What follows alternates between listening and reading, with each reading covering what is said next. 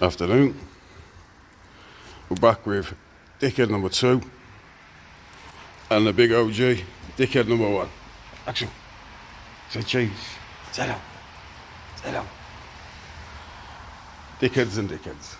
But yeah, today is Saturday, would you believe? And it's Saturday because I just haven't been in here, man. Covered it up. I've left it there since last weekend.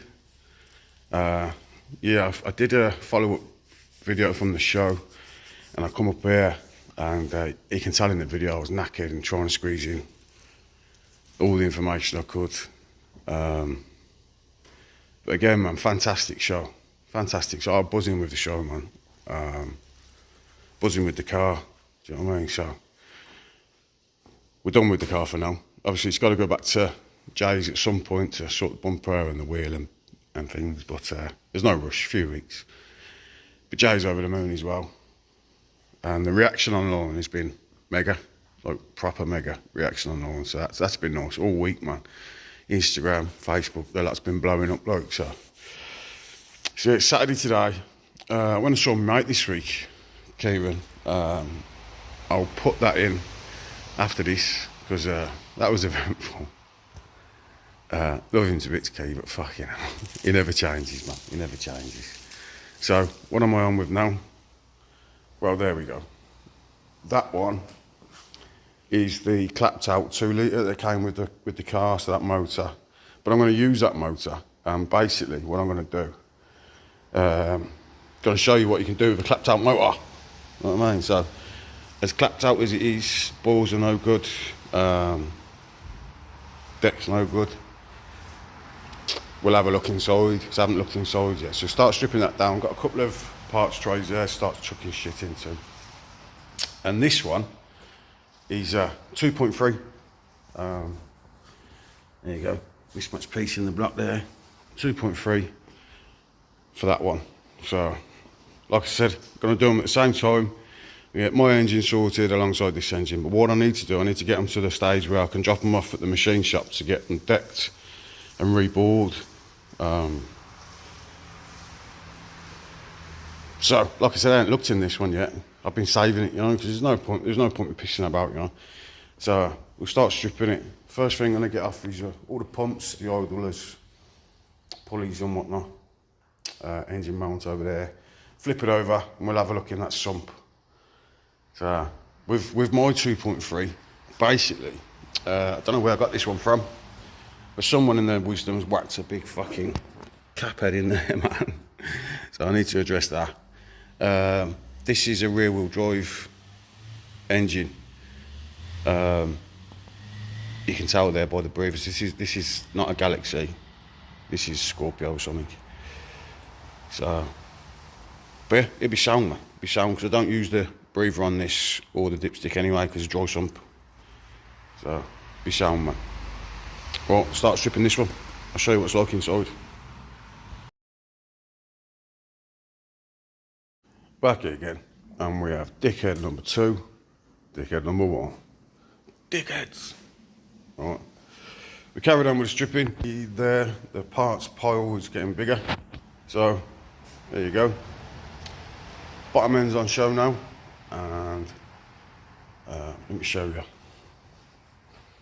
So, I took a big end off, and we've got new bearings. By the look of it, they're not even worn in yet. Standard Ford, and then mains again, standard Ford, not even worn in yet. Look,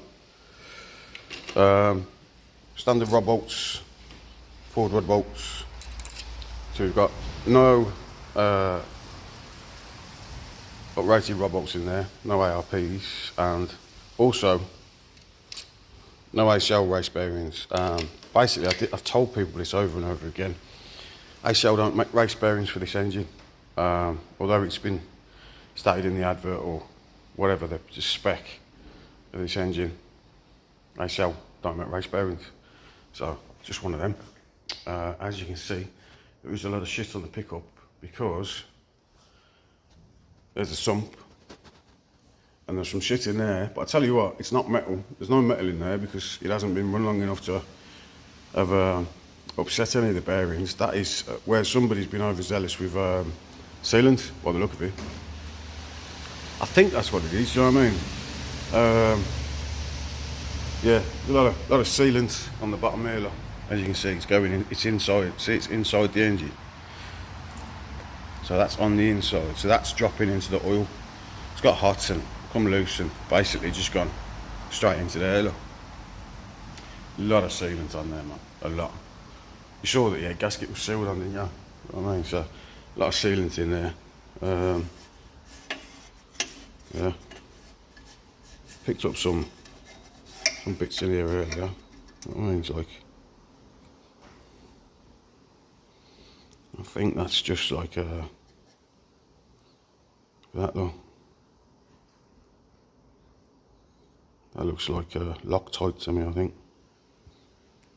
Yeah, bit of Loctite off something. Looks falling apart. So someone's Loctited these in, I think. Maybe there's some pickup pipe or Loctite's got in there. But the crank has hit that low. At some point in time, this crank has come apart and whacked the bottom, and the crank's hit that, and that should be like that. There's a lot of damage on this sump, man. A lot of damage on the baffle inside. I'm going to take it off because a lot of these welds, the repair welds under here, look really thin walled welds. Do you know what I mean? Like that there. It's like that's welded inside. So something's gone through there, but they left the weld on the inside. That needs legislation back at a minimum. Yeah, look, a lot of repair welds in it, man. A lot of repair welds. So something's exploded in here at some point. You know what I mean? But the welds aren't the best. So, and this baffle's not very good. So, I'll have a look at the weld repairs. See if this is worth trying to keep. Because if it's no good, it's no good, you know. All it is baffle.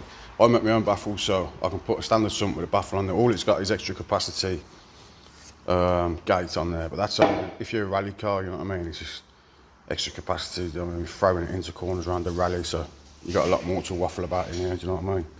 But it ain't going to be a rally car again, is it? It's a road car, so basically we need it to be a good road car. And looking at this sump at the minute, I don't trust it. You know what I mean? There's a lot of failed areas on it.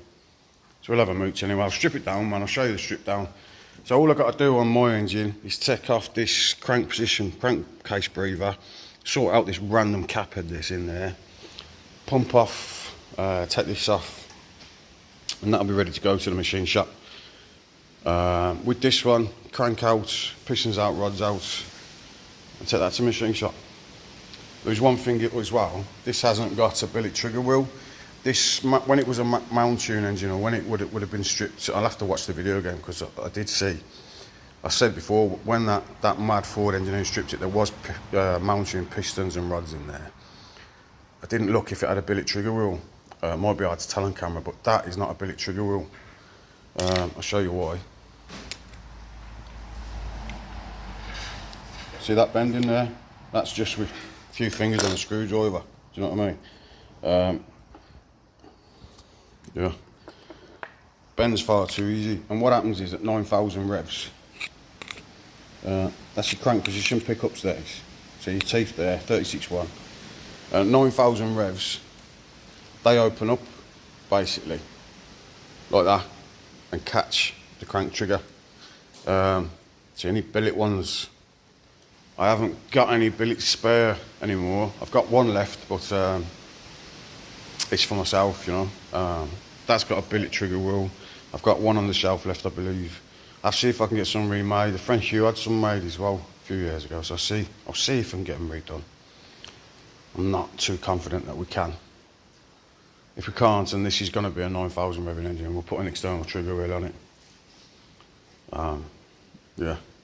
So I'll carry on stripping that, finish off that one, and take these to the machine shop this week. I'll get them both bored and decked, ready for rebuilds. Yeah, so that's it this week. But obviously next, after I've shown you all this, I'm going to insert where I was this week. I went to my friend Kieran's this week, and let's just say it was an experience. He had an all leak, we sorted that, and then took me out for a spin.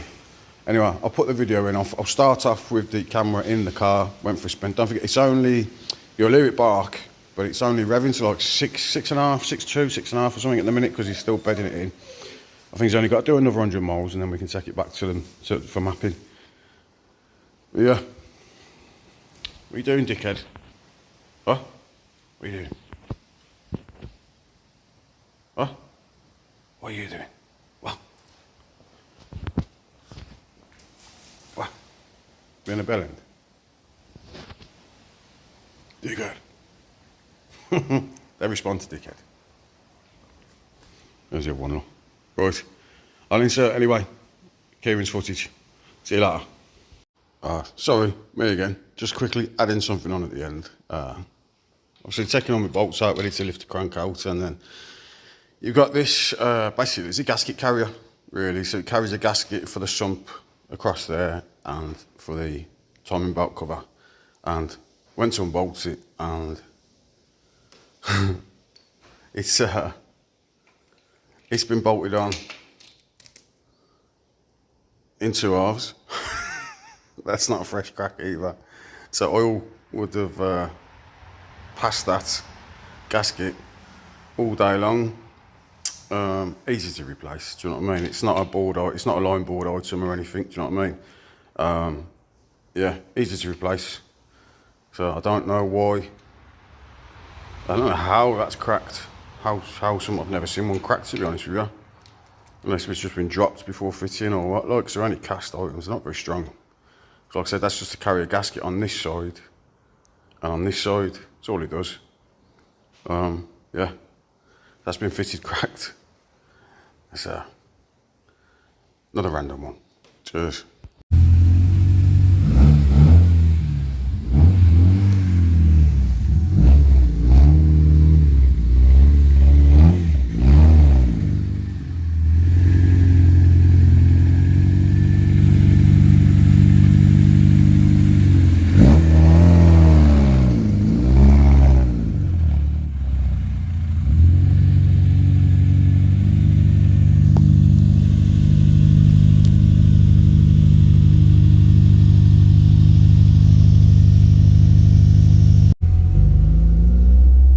Okay. Hello, Kate.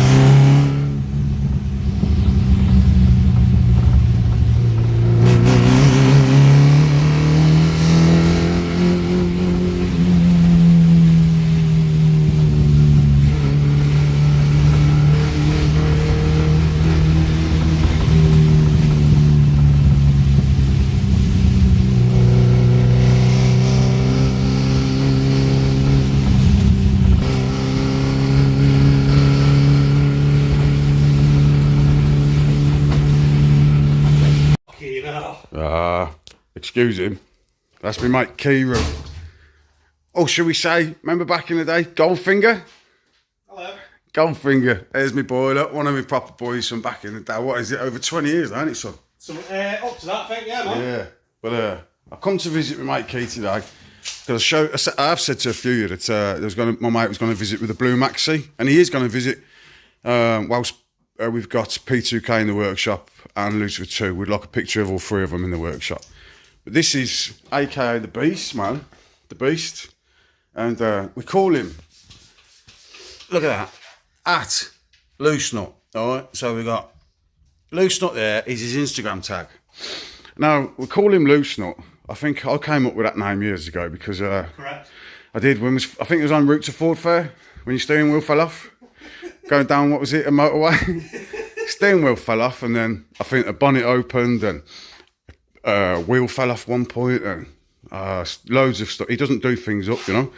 And I went to his house once because he said, Kev, this engine's making a right racket. And it's a brand new build, brand new engine. I was like, what do you mean? He said, listen, it's going clack, clack, clack.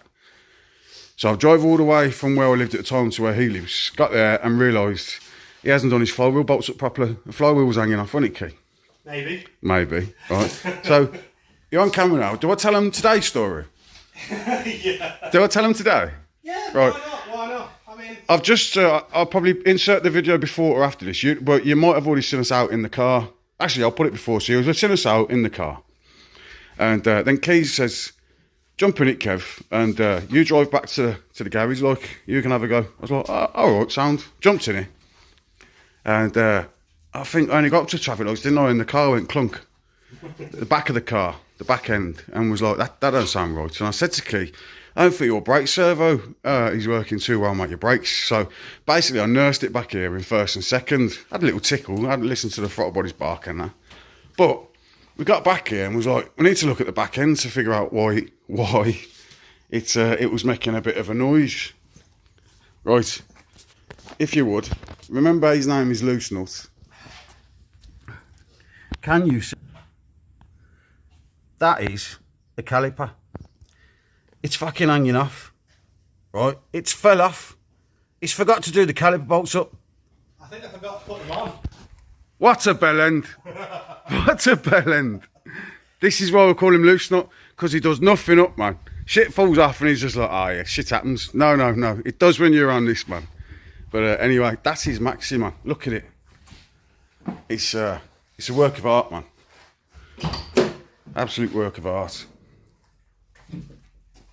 Got colour matching back seats, and we've got nice flock dash, custom door cards to go with the seats. These are Focus RS Mark II seats, these are.